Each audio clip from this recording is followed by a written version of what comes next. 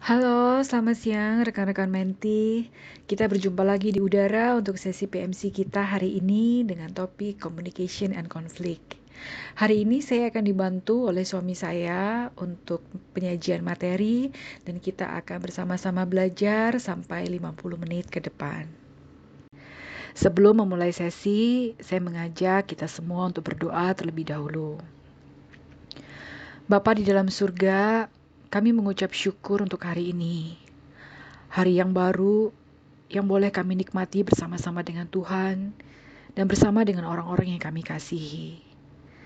Kami juga mengucap syukur untuk ibadah yang boleh kami ikuti.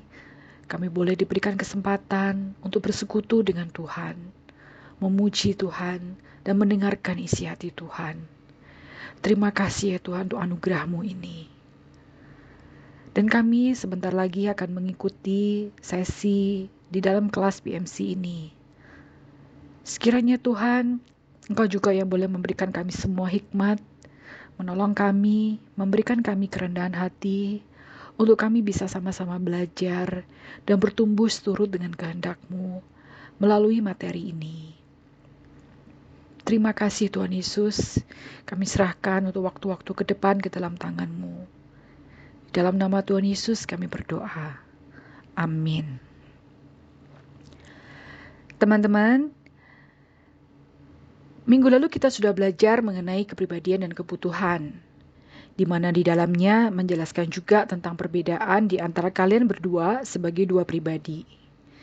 Dengan demikian, kalian telah mengetahui dan lebih mawas diri mengenai siapa diri kalian dan juga pasangan kalian. Dan jika mungkin ada perbedaan-perbedaan, kalian juga bisa melihat, kalian juga bisa menerapkan cara-cara untuk menjembatani perbedaan-perbedaan yang ada dan juga untuk bertumbuh melaluinya. Pada hari ini kita akan melanjutkan dengan sesi komunikasi dan konflik. Topik ini merupakan topik yang seringkali membawa pasangan masuk ke dalam ruang konseling. Dan sedihnya tidak jarang juga ke meja hijau. Menurut sebuah studi yang dilakukan bulan lalu, pada bulan Februari tahun 2020 yang dilakukan oleh sebuah biro hukum, studi ini mengatakan bahwa komunikasi merupakan alasan tertinggi pasangan menikah datang ke kantor pengacara. Atau dalam pengertian lain, mereka sedang mempertimbangkan perceraian. Sebanyak 67,5 responden yang mengikuti studi tersebut mengatakan bahwa alasan mereka datang ke kantor pengacara tersebut adalah karena sudah tidak lagi mampu memahami pasangan. Mereka sering bertengkar, dan yang lebih menyedihkan lagi, mereka sudah merasa kehilangan komunikasi secara total. Secara singkat, 2 dari 3 pasangan tersebut mengatakan bahwa mereka sudah tidak lagi mampu bertahan dalam pernikahan karena komunikasi yang tidak baik dan konflik yang berkepanjangan. Kita tentu tidak ingin masuk ke dalam kelompok ini, bukan? Makanya hari ini kita akan sama-sama belajar bagaimana kita bisa berkomunikasi dengan baik dan bagaimana kita juga bisa menyelesaikan konflik dengan sehat pula. Komunikasi memang tidak gampang dan seringkali terjadi gap komunikasi yang tidak mencapai sasaran pengertian dari kedua belah pihak. Hal ini dapat membawa kesalahpahaman, kekesalan, bahkan konflik yang besar. Untuk melihat lebih jelas apa maksud dari gap komunikasi tersebut, mari kita lihat video berikut ini. Mr. President, Condoleezza Rice is here to see you. Good, send her in. Yes, sir. Good morning, Mr. President. Oh, Condoleezza, nice to see you. What's happening? Well, Mr. President, I have the report here about the new leader in China. Great, Condi, lay it on me. Mr. President, who is the new leader of China? Well, that's what I want to know. Well, that's what I'm telling you, Mr. President. Well, that's what I'm asking you, Condi. Who is the new leader of China? Yes. I mean the feller's name. Hugh. The guy in China. Hugh. The new leader of China. Hugh. The Chinaman. Hugh is leading China, Mr. President. What are you asking me for? I'm telling you, Hugh is leading China. Well, I'm asking you, Condi, who is leading China? That's the man's name. That's whose name? Yes. Will you or will you not tell me the name of the new leader of China? Yes, sir. Yes, sir. Yes, sir. Arafat is in China. I thought he was in the Middle East. That's correct, sir. Then who's in China? Yes, sir. Yasser's in China? No, sir. Then who is? Yes, sir. Yes, sir? No, sir.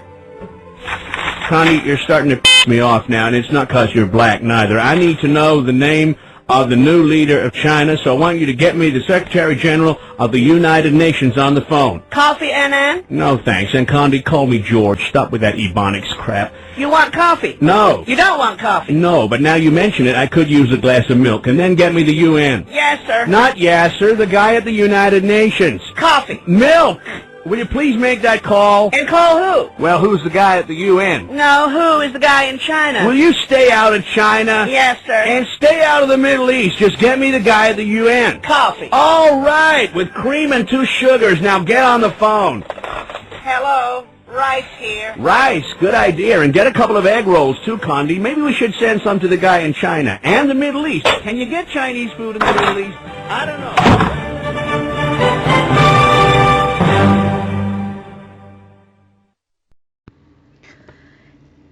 Dari video tadi kita dapat melihat bahwa komunikasi yang baik tidak terjadi. Maksudnya apa? Sebab dalam komunikasi yang tadi kita lihat, tidak terjadi pengertian antara keduanya. Teman-teman, komunikasi adalah transfer atau perpindahan 2 hal. Yang pertama adalah informasi, yang kedua adalah pengertian. Komunikasi yang benar akan berujung dengan munculnya pengertian dari pihak yang menerima. Namun seringkali hal ini tidak terjadi, sebab komunikasi ternyata terdiri dari beberapa hal. Seorang psikolog bernama Albert Mehrabian meneliti bahwa cara kita menilai pesan seseorang itu ada 3 elemen, yaitu kata-kata itu sendiri, kemudian nada suara dan bahasa tubuh. Mehrabian mengatakan ada persentase ada untuk ketiganya ini, dan yang menarik kata-kata itu hanya mengambil porsi yang kecil, kira-kira 7%. Sementara gabungan dari nada suara, kemudian intonasi dan volume suara mengambil porsi 38%. Dan kemudian bahasa tubuh mengambil porsi yang sangat besar, yaitu 55%. Jadi di sini menunjukkan bahwa bagaimana kita menyampaikan pesan kita itu lebih penting daripada apa yang sebenarnya hendak kita sampaikan. Dan kemudian sebagai contoh kalau kita mau melihatnya ya, ketika kita mau menyatakan pengampunan kepada pasangan kita, kalau kita ngomong I forgive you, yang tapi kita melakukannya itu dengan misalnya bermain HP, kita nggak lihat dia, dibandingkan dengan kita mengatakan I forgive you, kemudian kita menatap matanya, kita memeluk dia, membelai kepalanya. Nah, pesan itu tentu sangat berbeda sekali. Kata-katanya mungkin sama, I forgive you. Namun ketika disampaikan dengan cara yang berbeda, maka informasi yang tersampaikan juga berbeda. Dengan demikian, penting untuk diketahui bahwa cara penyampaian komunikasi secara tepat, jika kita menginginkan pesan atau informasi yang kita maksud ini bisa ditangkap oleh pendengar, ya dalam hal ini pasangan kita, sehingga dia bisa ngerti apa yang kita maksudkan. Kita harus memperhatikan juga ekspresi wajah kita, bagaimana kita menatap dia, gerakan kepala kita, penggunaan tangan dan juga postur tubuh kita. Nah, sekarang bagaimana dengan kita yang menerima pesan? Apakah kita juga memiliki atau perlu memperhatikan hal-hal yang khusus sehingga kita dapat menerima pesan itu dengan baik? Saya mengajak teman-teman untuk melihat karakter bahasa Chinese untuk listening, seperti yang sekarang ada dalam layar kalian. Saya melihat karakter huruf ini dapat memberikan penjelasan untuk listening secara tepat, secara baik. Kata ini menggunakan beberapa simbol yang terdiri dari berbagai macam makna. Jadi, secara baik dia mengatakan bahwa ketika kita mendengarkan atau listening, maka kita akan memakai seluruh panca indera kita, baik mata kita maupun telinga kita dan juga hati kita, dan kita memperlakukan orang yang sedang mengirimkan pesan itu seperti seorang raja, sehingga menerima perhatian penuh dari keseluruhan panca indera kita tadi. Secara singkat, kita mendengarkan dengan seluruh keberadaan kita. Listening with being. Hal ini juga senada dengan bahasa Inggris empathy atau bahasa Jerman Einfühlung, di mana makna dari kedua kata ini, kalau dalam bahasa Indonesianya adalah berjalan bersama. Jadi ketika kita mendengarkan, kita akan dapat mendengarkan dengan tepat ketika kita juga berjalan bersama-sama dengan orang yang sedang menyampaikan berita tersebut. Kita berjalan dengan perasaan mereka, kita berjalan dengan diri mereka. Teman-teman, seorang psikolog Carl Rogers mengatakan bahwa listening memiliki kuasa yang sangat efektif yang dapat membuat sebuah relasi dapat bertumbuh ke arah yang lebih baik. Menurutnya, listening merupakan jantung dari sebuah relasi yang sehat. Mereka yang merasa didengarkan akan menjadi pribadi yang lebih terbuka. Mengapa?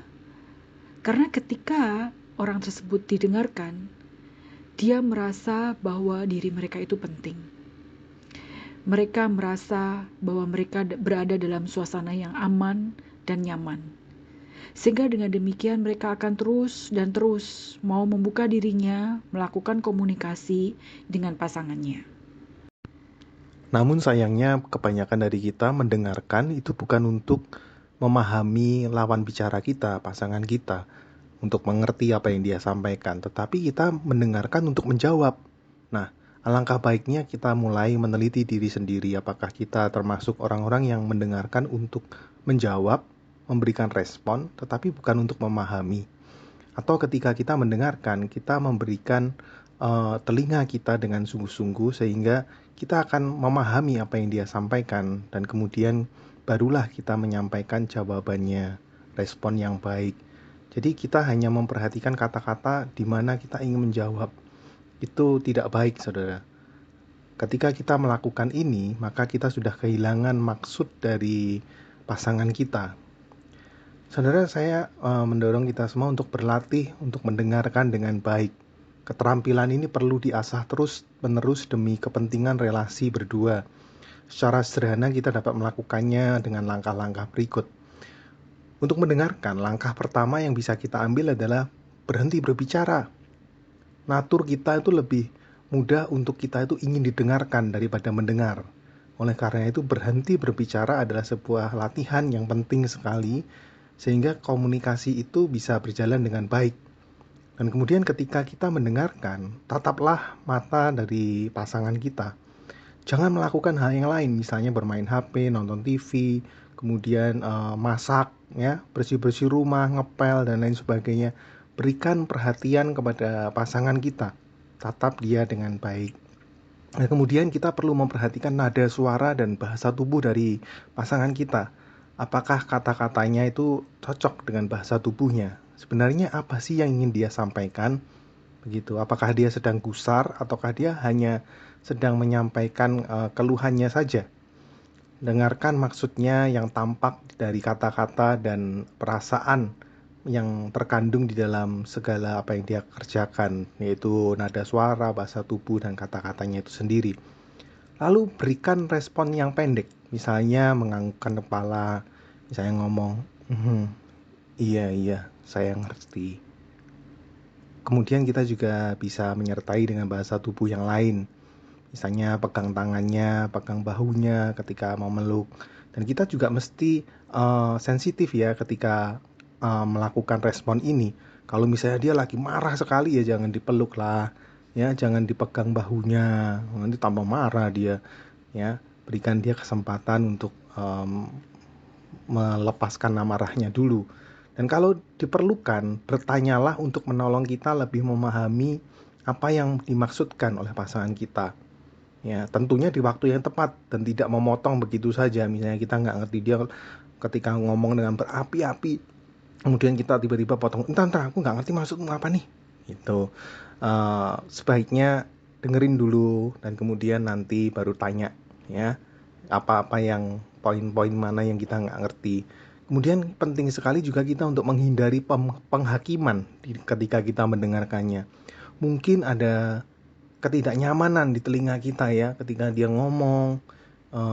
Namun untuk berkomunikasi dengan baik kita perlu sekali untuk berusaha memahami. Dan maka dari itu hindari penghakiman, hindari juga self defense ya. Dengerin dulu gitu ya. Kita jadi belajar untuk rendah hati juga. Berkomunikasi dengan baik memang memiliki tantangannya sendiri. Perbedaan kita secara gender, pria, wanita, juga memberikan tantangan sendiri dalam berkomunikasi. Secara natur, ketika kita berkomunikasi, maka wanita lebih ingin didengarkan dan mendapat dukungan secara emosi. Sementara pria, mereka akan lebih berfokus kepada solusi. Nah, sekarang coba kita lihat, kalau misalnya pria dan wanita sedang menghadapi masalah. Sebagai gambaran misalnya kita kalau sebagai pria, kita mesti tahu orientasi pria itu apa sih? Orientasi pria kan kebanyakan berkisar pada masalah kekuasaan, ya, efisiensi, pencapaian, prestasi, karir dan lain sebagainya itu penting sekali. Di mana kita terlihat sebagai laki benar gitu. Dan karena bagi pria hal-hal demikian penting, maka mereka di dalam berkomunikasi biasanya mereka tuh mencari solusinya. Kalau misalnya mereka punya masalah, bagi mereka yang penting hasilnya. Ketika saya punya masalah, saya mau berbicara dengan orang yang tepat dan dia bisa memberikan saya solusi. Sehingga kalau berkomunikasi biasanya cenderung to the point, cepat, efisien, ya, mencapai tujuannya. Sementara kalau kita wanita, kita akan lebih berorientasi kepada relasi. Nah, benar nggak sih? Gender mana yang temennya itu lebih banyak dan lebih seneng kumpul-kumpul dan lebih seneng ngobrol sampai berjam-jam? Wanita, bukan? Ya, orang-orang seperti kita, kalian yang wanita dan juga saya. Kita sebagai wanita, kita mencapai kepuasan kalau kita berbagi perasaan kita. Ketika kita sharing, ketika kita diskusi, itu bagi kita semuanya itu penting. Kedekatan emosi yang terjalin ketika kita sedang membagikan perasaan itu adalah yang terutama. Jadi seringkali sebenarnya kita tidak membutuhkan solusi. Nah, ketika wanita datang kepada pria, pada umumnya kita itu lebih ingin didengarkan dan seringkali kita memang tidak membutuhkan solusi. Oke, sekarang coba kita lihat kalau misalnya kita masing-masing pribadi nih, pria dan wanita punya masalah di kerjaan atau punya masalah di kantor.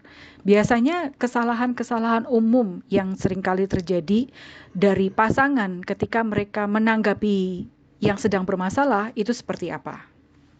Ya, kesalahan umum yang terjadi kalau misalnya pasangan kita, istri kita ya lagi marah, dia lagi tertekan dengan masalahnya. Kita itu pengen segera mengubah atau menghentikan kemarahannya itu atau bahkan juga emosi yang lain, kesedihannya, ketakutannya dan lain-lain. Dengan cara apa? Menawarkan solusi. Gini loh, kamu tuh seharusnya gini. Kita seakan-akan menjadi orang yang paling bijak di dunia sehingga mengabaikan perasaan dari pasangan kita. Dengan kita tidak mendengarkan tetapi terus saja kita memberikan nasihat-nasihat. Hal ini seringkali akan membuat pasangan kita merasa tidak diperhatikan, dia tidak dimengerti, tidak dikasihi. Nah, sementara kalau kita wanita, bagaimana kita biasanya berespon ketika kita melihat pasangan kita sedang punya masalah? Kalau secara umum ya, kalau pasangan kita itu punya masalah, mereka biasanya gimana? Diem, gitu kan? Mereka jarang terbuka atau sulit untuk terbuka. Nah, kita para wanita akan datang kepada mereka, kemudian kita akan terus mengorek-ngorek mereka. Kita ingin mereka bisa membagikan diri mereka, perasaan-perasaan mereka sama kita. Kemudian kalau kita udah tahu nih masalahnya seperti ini, tanpa diminta, cenderungnya kita juga akan langsung kasih nasihat. Kamu tuh seharusnya gini, kamu seharusnya nggak boleh gini, kamu pilih yang ini aja deh.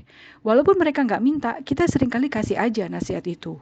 Nah, ketika pasangan kita sedang dalam posisi emosi yang tidak baik dan tidak nyaman, nasihat-nasihat atau kritik-kritik yang kita berikan dengan cara-cara yang tidak diminta, itu seringkali akan membuat pasangan kita merasa bahwa kita sedang tidak menghargainya. Secara medis perlu diketahui bahwa kita sebagai pria itu memiliki sistem kardiovaskular yang lebih mudah bereaksi terhadap stres. Ini dari sisi medis ya. Dengan demikian kalau kita punya masalah, kita itu cenderung untuk segera melakukan langkah pertahanan. Misalnya dengan cara cenderung diam atau melarikan diri dari masalah itu. Ya, seringkali ketika kita menghadapi masalah, kita jadi pendiam, kita menyendiri, kita mencoba menyelesaikan masalah kita sendiri. Dan kalau kita nggak mampu menyelesaikannya, maka kita ya flight aja, kita melarikan diri, kita mengalihkan pikiran kita ya, misalnya kita nonton bola lah sampai pagi-pagi, kemudian kita main game dan lain sebagainya, kita melakukan apapun pokoknya kita nggak inget sama masalahnya. Nah, kalau kita mengetahui juga mengenai susunan otak kita, maka ketika pria sedang menghadapi masalah, mereka cenderung nggak bisa multitasking mikirin yang lain. Yang dipikirin cuma masalahnya itu terus, dan kita tidak menyentuh masalah-masalah yang lain yang sebenarnya bisa diatasi dengan cepat dan lebih mudah. Tetapi kita cenderung untuk mikirin satu itu aja. Oleh karena itu kalau kita menghadapi masalah yang berat, maka pasangan kita biasanya cenderung merasa terabaikan. Karena kita begitu mudah masuk ke dalam pusaran masalah itu. Dan ketika pasangan kita datang untuk bertanya, memberikan nasihat-nasihat, maka bagi kita itu sepertinya justru membebani. Sekarang kita akan coba melihat macam-macam dari gaya komunikasi yang tidak sehat, dan berikutnya adalah macam-macam dari gaya komunikasi yang sehat. John Gottman, seorang psikolog Amerika, dia sudah melakukan penelitian selama 40 tahun di dalam hidupnya untuk mempelajari bagaimana sebuah kehidupan pernikahan itu dapat menjadi kehidupan pernikahan yang stabil, dan juga dia ingin tahu apa sih kira-kira alasan-alasan pasangan untuk berpisah. Teorinya dia dinamakan The Four Horsemen of the Apocalypse. Teori ini mengungkapkan mengenai 4 gaya komunikasi yang menurut Gottman dapat memprediksikan hancurnya sebuah relasi pernikahan. Bahkan dia dapat memprediksikan jika gaya ini dilakukan terus-menerus, diterapkan terus-menerus di dalam sebuah relasi pernikahan, maka akan ada kemungkinan sebesar 90% pasangan tersebut akan berpisah. Mari kita lihat satu persatu teori ini secara lebih jelas lagi. Yang pertama adalah kritik. Gottman mengatakan bahwa kritik merupakan perilaku yang paling sering dipakai ketika pasangan sedang berkonflik. Bentuknya adalah menyajikan masalah, namun dengan cara mengkritik atau menyalahkan pasangan. Dia menggunakan satu frasa yang sederhana, yaitu you statement, yang sering kali digunakan ketika kita sedang melakukan kritik kepada pasangan kita. Ketika konflik muncul, maka pihak yang memakai gaya kritik ini akan cenderung menggunakan kalimat-kalimat seperti ini. Kamu selalu, kamu seharusnya, kamu nggak pernah. Kamu males banget, kamu itu egois, kamu itu nggak usaha, kamu itu selalu telat. Kamu itu seharusnya ngerti kalau kamu seharusnya lebih belain aku daripada kamu gak peduli sama perasaanku. Kamu gak pernah mau berubah. Teman-teman, kritik merupakan serangan terhadap individu dan bukan kepada perilakunya. Ketika kita melakukan gaya berkomunikasi seperti ini dan memberikan kritik-kritik, sebenarnya kita sedang menyerang dari karakter pasangan kita dan bukan kepada perilakunya. Jika kita berada dalam gaya ini, bukan berarti bahwa relasi kita pasti gagal. Namun, jika gaya ini terus-menerus dipakai, maka pasangan kita dapat merasa terluka, dapat merasa tertolak, dan dapat merasa terhina. Dan kemudian kritik ini ketika dilakukan terus-menerus, maka akan berubah menjadi gaya yang lain, yang dinamakan contempt. Di mana pihak yang melakukan contempt ini menganggap remeh pasangan dan cenderung tidak hormat kepada pasangan. Jika tadi kita melihat bahwa kritik itu menyerang individu, sementara contempt itu mengarah kepada superioritas, di mana pihak yang melakukan merasa dirinya lebih tinggi daripada pasangannya. Contohnya, kamu kerja kan cuma di rumah aja, kok gitu aja capek? Aku hari ini kerja seharian, nemui klien, kemudian meeting maraton, kemudian masih nemui bos, dan seterusnya. Menurut Gottman, contempt merupakan prediktor nomor 1 untuk perpisahan. Jika misalnya kita merasa kita berada di dalam pola seperti ini, kita harus mawas diri dan kita harus segera mengubahnya. Dalam kaitan dengan peranan suami istri yang kita pelajari sebelumnya di beberapa sesi yang lalu, kita ingat bahwa setiap istri diminta untuk menunjukkan rasa hormatnya kepada suami. Gaya komunikasi contempt ini jelas merupakan pelanggaran terhadap perintah Allah. Dengan demikian, jika kita berefleksi dan kita merasa bahwa kita melakukan hal ini, kita perlu dengan segera berusaha untuk mengubah diri kita. Dalam buku panduan, kita juga dapat melihat cara-cara berkonflik dengan pola serupa yang menunjukkan contempt ini, seperti cara profesor yang senantiasa memberikan penjelasan-penjelasan rasional kepada pasangan tanpa memedulikan perasaan pasangan. Kemudian bisa juga dengan cara ahli hukum, di mana kita memojokkan, menyudutkan pasangan, dan memberitahukan kepada mereka bahwa cara pandang kita lah yang lebih benar. Atau juga cara perkelahian kotor, di mana mungkin kita menggunakan atau memakai frasa-frasa yang menunjukkan kebodohan pasangan. Teman-teman dapat melihatnya di halaman 88-90 untuk cara-cara seperti ini. Kemudian pola yang ketiga adalah stonewalling. Menurut Gottman, stonewalling itu adalah reaksi dari contempt ini. Ketika seseorang diremehkan, itu apakah kita atau pasangan kita, dia akan memutuskan untuk menutup diri, dia shutdown dan memilih untuk pergi. Kemudian, udahlah, gak usah berespon lagi, ya. Gue juga nggak dihargain aja. Mereka mungkin akan lebih menyibukkan dirinya dengan hal-hal yang lain. Kemudian ketika individu memutuskan untuk melakukan stonewalling, mereka sudah nggak bisa diajak berkomunikasi secara rasional. Dan cara melarikan diri yang dijelaskan di dalam buku yang dapat dikategorikan dalam pola stonewalling ini, ketika kedua pihak melakukannya, maka mereka sedang menuju ke sebuah relasi seperti menuju kepada gunung Eskimo, ya, perang dingin yang berkepanjangan sekali. Yang terakhir adalah defensiveness atau pembelaan diri. Gottman mengatakan gaya ini merupakan respon atas kritikan. Ya, ketika individu terus-menerus merasa diperlakukan tidak adil karena dikritik tidak habis-habisnya, maka mereka akan cenderung melakukan pembelaan diri terus-menerus juga. Ya, defense terus, dan hal ini akan memperparah situasi. Sebab bagi pihak yang memberikan kritik, individu itu akan merasa seperti tidak bertanggung jawab. Dan kemudian seringkali pihak yang membela diri juga akan kemudian melempar kesalahannya kepada yang mengkritik ini. Jadi memakai cara yang menyalahkan. Misalnya ketika istri komplain kepada kita bagaimana kita kok nggak terlalu perhatian sama anak, dan kemudian anak menjadi lebih nakal dan lain sebagainya. Kita yang pulang kerja marah sekali. Kudos, harusnya elu dong yang perhatiin. Aku udah capek kerja. Itu kan urusan kamu. Ngapain kok mesti disalahin ke aku? Misalnya seperti itu. Dan kemudian ketika kita memperhatikan pola-pola yang seperti tadi, Puji Tuhan ya, Gottman tidak hanya mengeluarkan teori tentang masalah-masalah yang terjadi, ya, tentang gaya komunikasi yang tidak tepat, tetapi dia juga memberikan solusinya untuk mengatasi keempat gaya komunikasi yang dapat mengubah pasangan itu menjadi lebih baik.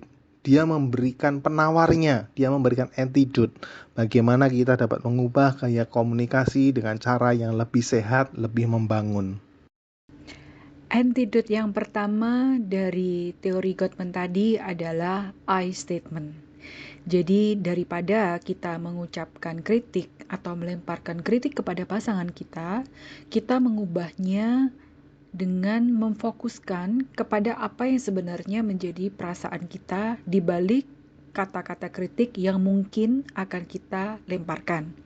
Sebagai contoh, jika kata-kata kritiknya adalah demikian, kamu itu orangnya egois banget. Bagimu yang penting ya cuman kamu aja. Kamu selalu ngambil keputusan sendiri dan kamu gak pernah minta pendapatku. Antidote dari pernyataan you statement tadi dapat diubah menjadi pernyataan I statement. Dengan cara, aku merasa kecewa ketika kamu gak minta pendapatku. Karena aku merasa ketika kamu melakukan demikian, aku gak penting buat kamu. Jadi, melalui cara ini, kita belajar untuk tidak menyerang pasangan kita dengan kritikan, melainkan mengungkapkan perasaan kita. Antidote yang kedua, yaitu antidote untuk pola contempt, adalah dengan memberikan respect kepada pasangan kita atau mengungkapkan rasa hormat kepada pasangan kita. Gimana kita bisa melakukan respect ini kepada pasangan kita?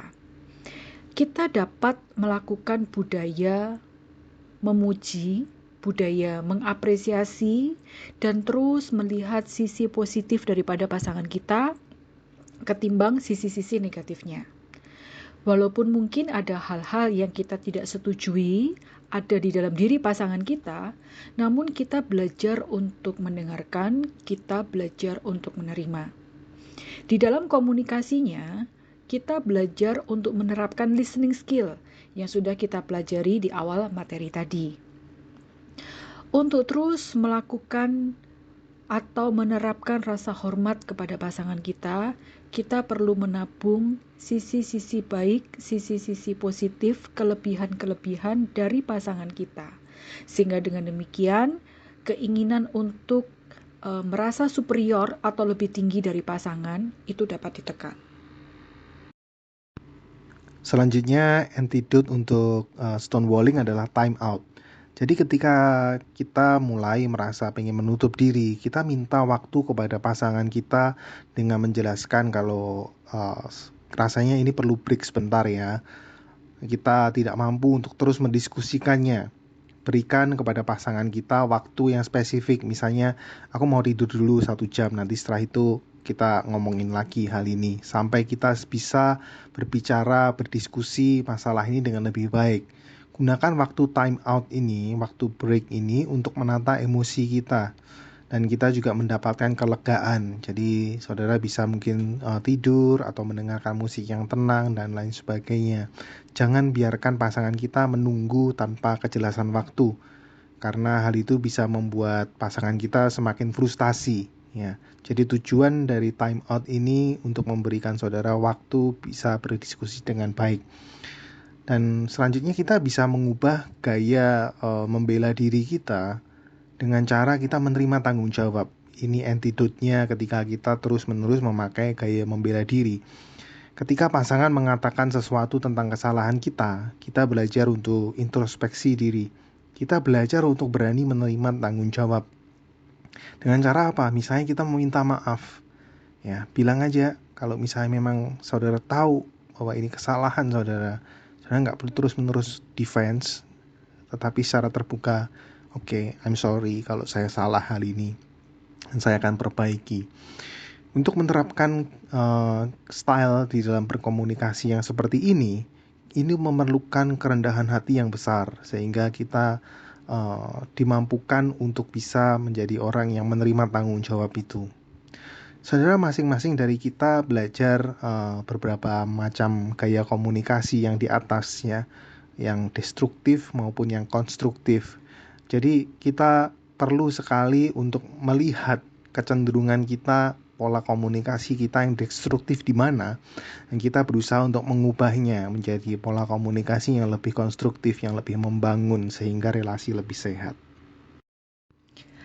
Secara khusus, Gottman juga menyoroti perbedaan antara pria dan wanita di dalam berkomunikasi. Dia menyebutnya sebagai pola pursuer-dispenser atau mengejar dan menjauh. Seorang ahli psikolog yang lain yang bernama Sue Johnson juga mengatakan hal yang serupa. Hanya saja dia memakai istilah yang sedikit berbeda, yaitu pola protes polka. Pola ini adalah pola di mana dua individu akan terus melakukan sebuah siklus yang tidak berhenti, di mana satu pihak akan terus mengejar, baik dengan permintaannya, baik dengan kritikannya, baik dengan permintaan-permintaannya. Kemudian pihak yang merasa dikejar atau yang merasa dipojokkan, itu akan menjadi semakin jauh. Dan ketika mereka semakin jauh dengan cara shutdown tadi, dengan cara mengambil waktu untuk pergi melakukan hal-hal yang lain, maka pihak yang mengejar akan menjadi takut bahwa relasi mereka akan semakin jauh lagi, sehingga dia akan melakukan pengejaran yang lebih lagi, semakin dekat lagi, semakin memberikan permintaan-permintaan lagi, komplain-komplain lagi. Dan pihak yang jauh akan semakin menjauh lagi. Dan proses ini akan berjalan terus-menerus, dan jika dibiarkan tanpa perubahan, maka pasangan akan sampai pada titik kelelahan yang akhirnya mereka merasa stuck. Teman-teman, cara berkomunikasi yang tidak tepat dapat berujung kepada konflik. Dan konflik yang berkepanjangan dan tidak dihadapi dengan cara yang tepat pula, maka akan berujung kepada stagnasi. Ketika hal ini terjadi, tanpa disadari sebuah relasi akan menjadi formalitas aja, sebab sesungguhnya mereka telah berjalan ke arah yang berbeda.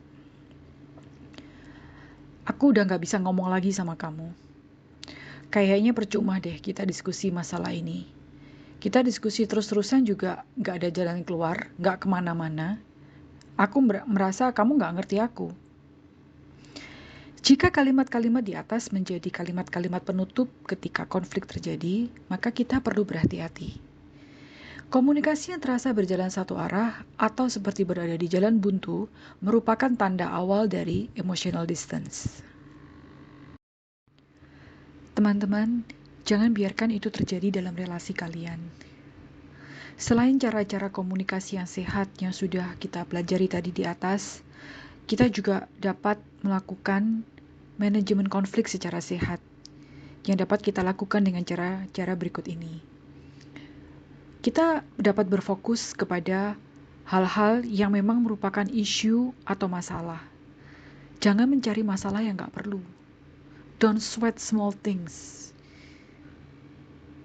Hindarilah hal-hal yang memang tidak perlu untuk menjadi itu sebagai sebuah konflik yang besar. Kemudian yang kedua adalah jangan menyerang pribadi pasangan, seperti pola kritik yang tadi telah kita bahas. Tetapi kita berfokus kepada problem yang ada. Kalian berdua adalah satu tim. Ketika kalian menikah nanti, kalian berdua menjadi satu daging. Jadi jangan saling menyerang satu sama lain, tetapi kalian berdua mencari solusi atas masalah yang sedang kalian hadapi. Dan ketika kita sedang mencari solusi, kita tidak mencari pembenaran diri. Seringkali pembenaran diri merupakan fokus ketika kita berkonflik, di mana kepentingan diri kita sendiri, kebutuhan diri kita sendiri itu yang lebih kita utamakan. Belajarlah untuk melihat dan berfokus kepada kepentingan kalian berdua.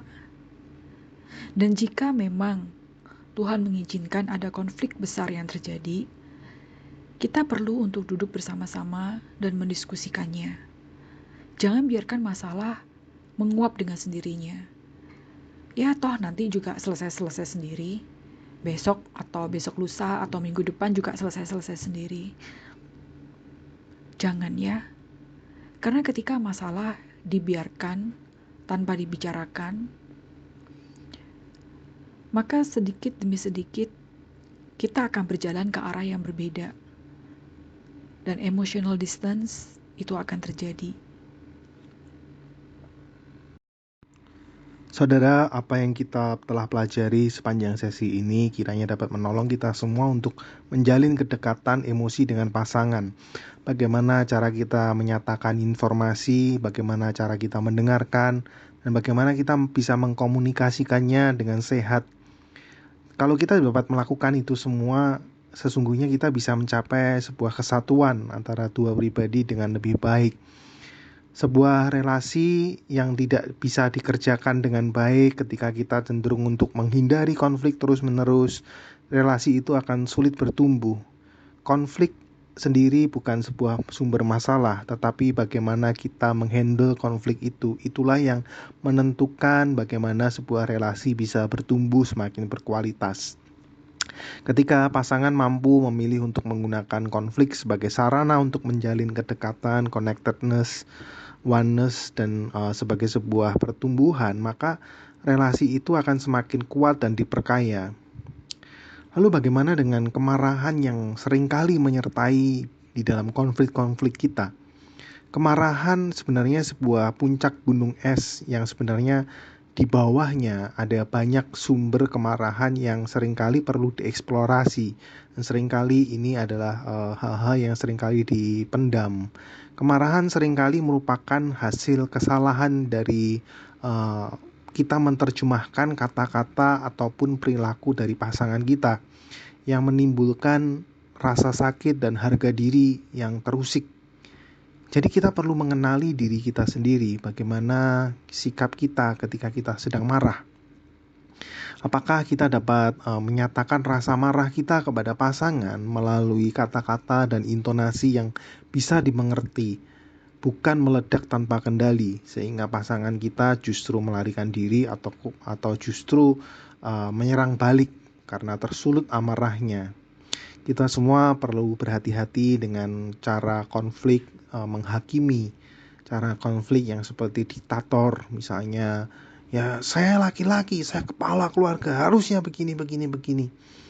Kita tidak bisa seperti itu karena relasi demikian jelas bukan relasi yang sesuai dengan prinsip firman Tuhan, saudara. Dan relasi juga tidak bisa dibangun dengan ketika kita konflik terus-menerus, kita mengeluarkan kata-kata yang keras, kata-kata yang kasar dengan cara-cara yang tidak berkenan. Hal ini merupakan tanda-tanda sebuah abuse di dalam sebuah relasi atau kekerasan dalam sebuah relasi.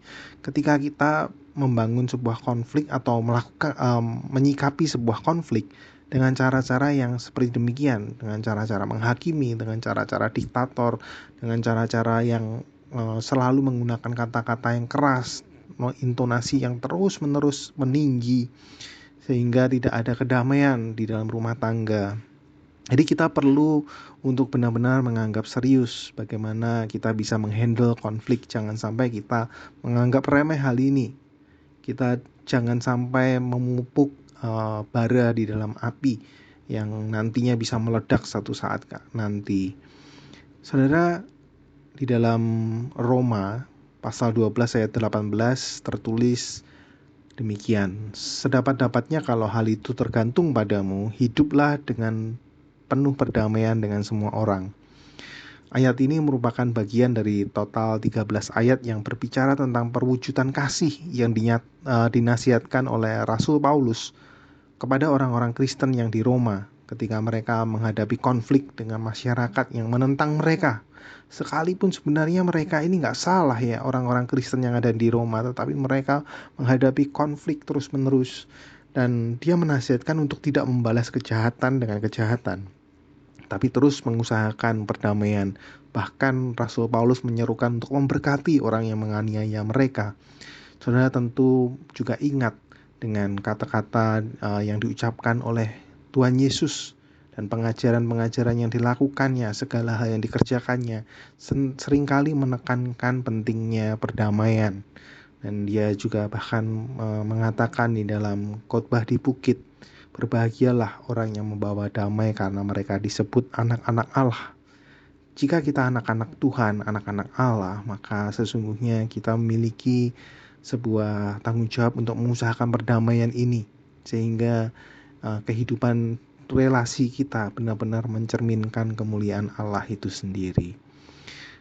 Saudara, kita membutuhkan kuasa Tuhan untuk dapat hidup mempraktekkan kasih yang tidak egois kepada pasangan kita.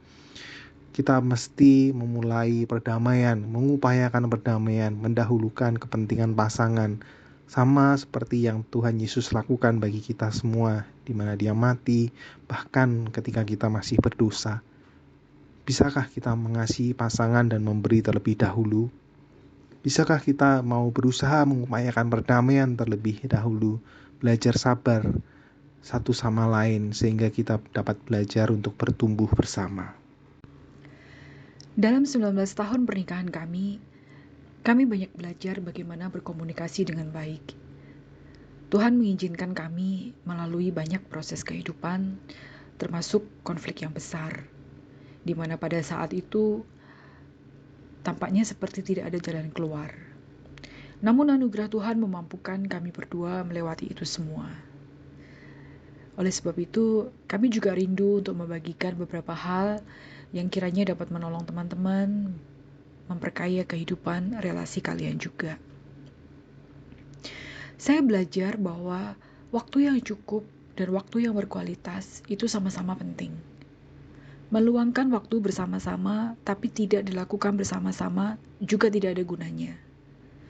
Saya sering melihat banyak pasangan duduk di sebuah restoran, makan bersama, tapi tidak ada percakapan di antara keduanya. Tangan yang kanan pegang sendok, tangan yang kiri pegang handphone, dan matanya tertuju ke arah handphone. Teman-teman, komunikasi tidak hanya sebatas say hello, sudah makan atau belum, bagaimana kerjaannya, ngalamin apa aja di kantor, gimana pelayanannya hari ini, duduk bersama, makan bersama, nonton bersama. Tidak hanya sekedar itu. Tapi komunikasi yang sehat antar pasangan melibatkan pembagian diri secara utuh, baik pikiran maupun emosi. Sementara waktu berkualitas, tapi dilakukan hanya sebulan sekali, juga tidak ideal.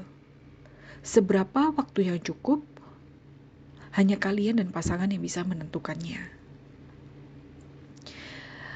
Kami berdua juga belajar untuk menjalin koneksi dan kedekatan secara terus-menerus. Apa yang bisa saya lakukan buat kamu? Apa yang kamu butuhkan?